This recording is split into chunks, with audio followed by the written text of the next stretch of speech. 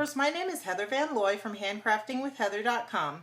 Earlier this week on my blog, I shared this cute little Christmas box that I created using one of these fabulous new tools from Stampin' Up's 2014 holiday catalog, the Gift Box Punch Board. This board is awesome because it will allow you to easily make square boxes in a variety of sizes.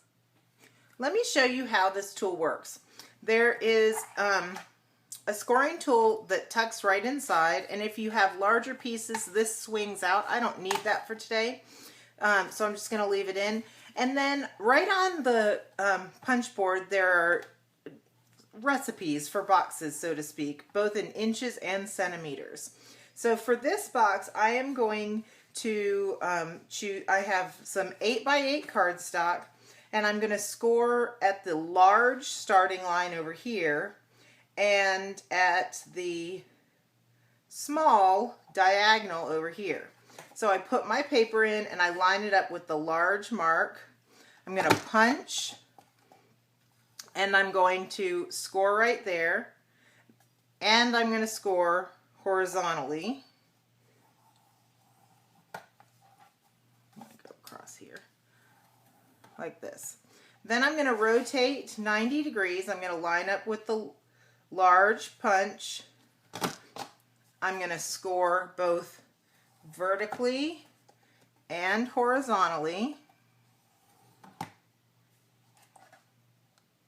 Oh, and I forgot to score diagonally last time. I'll go back and do that.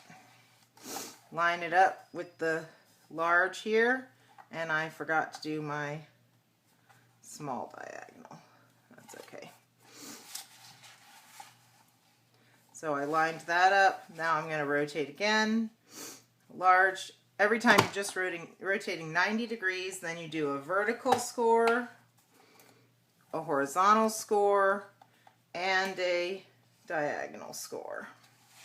And I'll do 90 degrees, score it large, punch, vertical, horizontal, and diagonal. So now that scoring is done, and I'm going to flip my paper over and line up at large again, and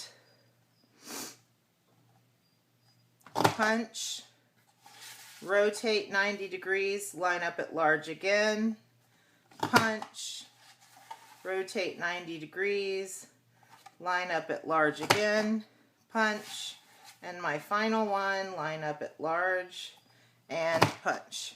So this is what we end up with when we do our scoring.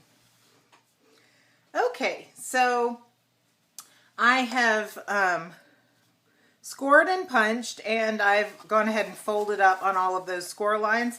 And the next step is to put the corners into the reverse side of the punch and punch, and it makes a rounded corner and a little tab that will fit together to close the box.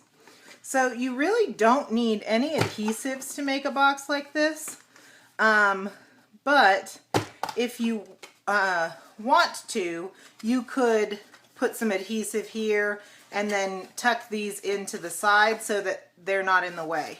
But then once you've got all those score lines folded, they just fold up together.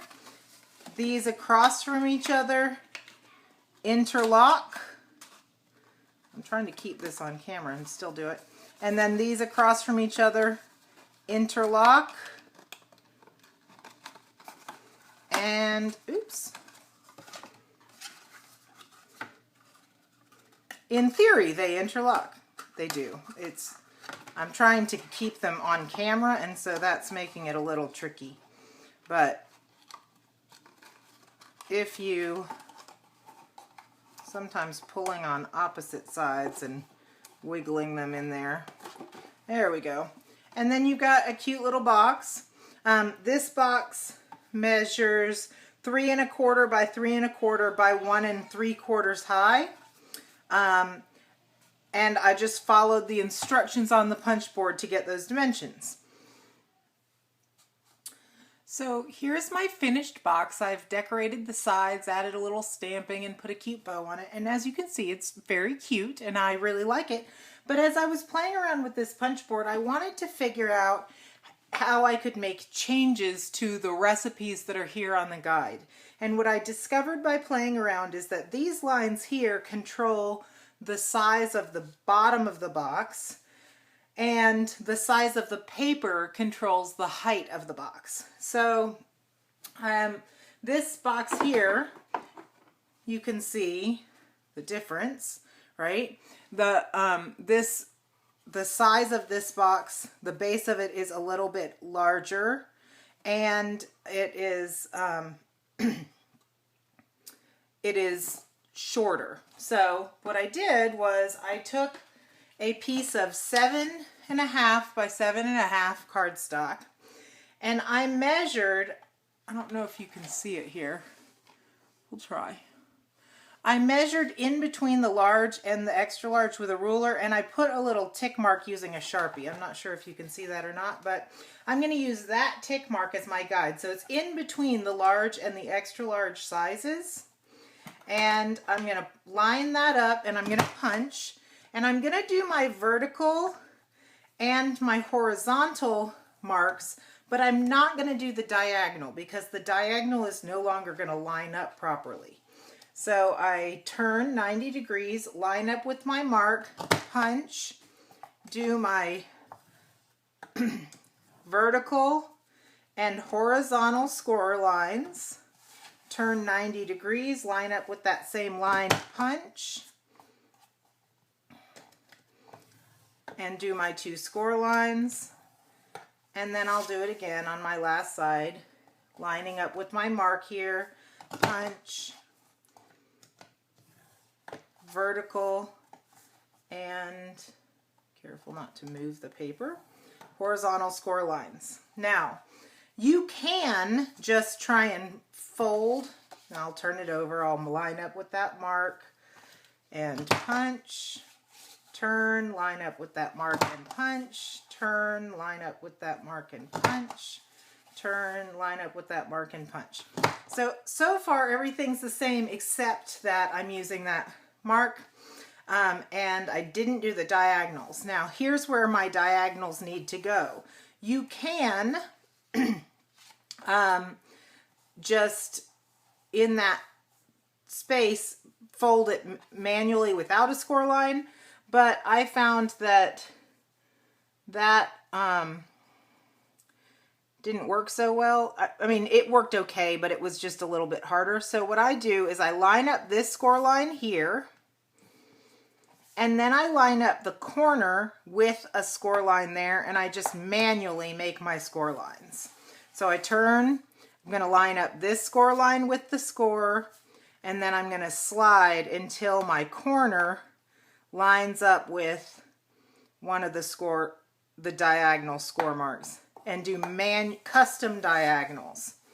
So line that up, slide until my corner is along one of those diagonals, and score. Usually I find that if I look at this and make these curves and have this be right in the middle of those 2 curves, that's a pretty good fit. So now I've got my scoring. I'm going to turn and do my corner punches, and then this box will assemble the same way that the other one did, and I will embellish with my Designer Series paper. So we just fold on all of those score lines that we just made.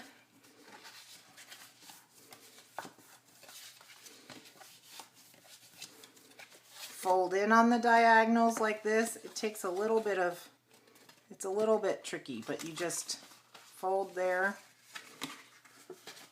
Same thing here, fold in. Some of them go easier than others.